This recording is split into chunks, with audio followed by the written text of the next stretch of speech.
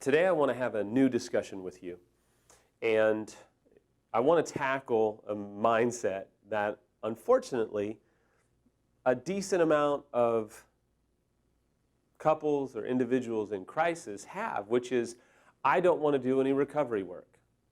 It might be that you're unfaithful and you say, I just don't want to do any work. I don't want to work on this. I'm, and fill in the blank. Bitter, angry, resentful, still stuck in the affair, not sure what I want to do, not sure if I want to save the marriage, not sure whatever. I don't want to do EMS online. I don't want to do EMS weekend. I don't want to do any of that. I don't want to read. I don't want to read books, blah, blah, blah. I hear it all the time.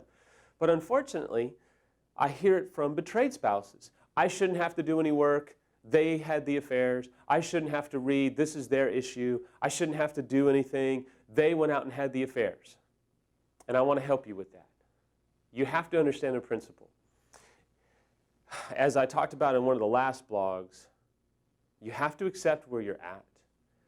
If you don't, you'll never get to the other side. You'll never get to where you can be in a much better place of emotional capability, mental capability, spiritual capability. You just will never get there unless you're willing to accept where you're at. And as you accept where you're at, it is a step, a huge step towards recovery. But if you're going to refuse to do recovery work, what you're essentially saying is, I'd rather stay stuck. I'd rather stay dysfunctional. I'd rather stay selfish. I'd rather do what I'm doing. And a lot of times we don't want to do recovery work because, and here's a few, one, we just love the fact that we're in our affair and we don't want to get out of it. Or number two, we're lazy.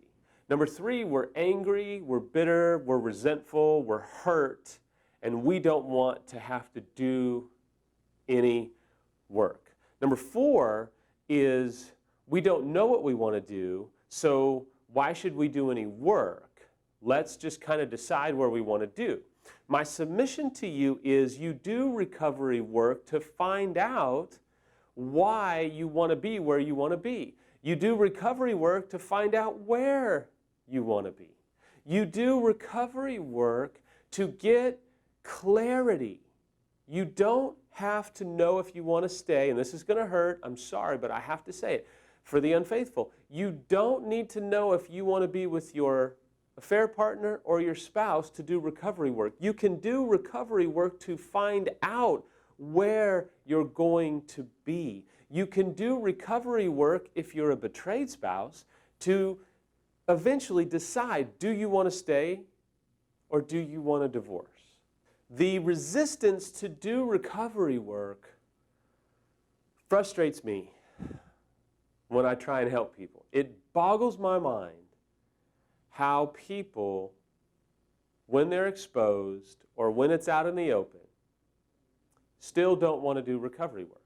I can understand when the affair hasn't come out, there's an apprehension, that's a whole other block. But I'm just telling you, if you don't want to do recovery work, what you're essentially saying is, I'd rather stay stuck.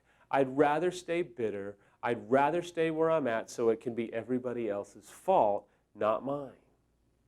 One of the best things that I did was because Rick took me to the woodshed about 1,000 times. One of my other mentors took me to the woodshed. Is what I finally had to do is I had to realize I wasn't sure if Samantha was going to forgive me. I wasn't sure if my marriage was going to be saved, but I had to do work to get clarity, to get insight, to win Samantha back. One of the best things that you can do is recovery work. One of the best things that you can do at the end of the day, at the end of the week, is be exhausted from recovery work because you're getting clarity, getting insight, getting direction, even though, hear me, even though you don't know where you want to be or who you want to be with or even if you want to be married anymore. I can't be passionate enough. I can start kicking over cameras and yelling and screaming.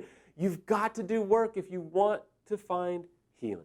Here's some blockages. Here's some reasons why people won't do recovery work. Number one is bitterness, and we've just done a series on that, so I think it's pretty self-explanatory. Number two, quite frankly, let's be practical, is money. Good recovery work costs money, and I get it. But I'm telling you, on the site, there's a scholarship application you can look for all of the online courses, even the EMS weekend. The recovery library is very cheap. There's people in other countries, and I just got a message about this morning. There's people in other countries who maybe can't take the courses and they can't do this and they can't afford to come to the weekend. You know what they do? They get a recovery library membership. They read everything that they can read. They watch everything that they can watch. They submit questions to Rick through the Q&A forum, and they do work from the Philippines, from Australia, from New Zealand. Those are just a few messages I've gotten in the last couple of weeks. There is a way for you to do work. Sell something if you need to. 2-3 months ago, a couple came to the EMS weekend. They sold their car to pay for it. I'm just telling you, if you want to get help, you got to do some work. There's a way for you to do it. The third and final reason why a lot of people will not get help or do recovery work, or they don't know how to do recovery work, is because of real trauma. Now, there's a certain group of betrayed spouses especially who suffer from a real high degree of trauma. Now, infidelity is traumatizing at face value. It absolutely is. But we all interpret trauma differently. And we all have to go through care for that trauma differently. And I want to tell you, some of you have been really traumatized and you feel like you're struggling with something like PTSD. And I want to tell you, you may be. And you're going to have to get a deeper level of care for the trauma that you're suffering. Some of the suggestions that I have for you is there's something called EMDR that will help you with trauma. If you feel like you're struggling with PTSD or a very traumatized feeling inside, you should look into EMDR. It's very easy to find on the internet. Number 2 is I want to give you a couple of books to read right from Rick that I think will help you. A great book to read is called Healing Trauma by Peter Levine. And another great book, if you're dealing with trauma, is called The Body Keeps the Score by Bessel van der Kolk. Early on in recovery, I constantly asked Rick for books to read. I asked my mentor for books to read. I read and read and read. I didn't have really any friends. I didn't have a lot to do. So I read because I wanted as much clarity as I could.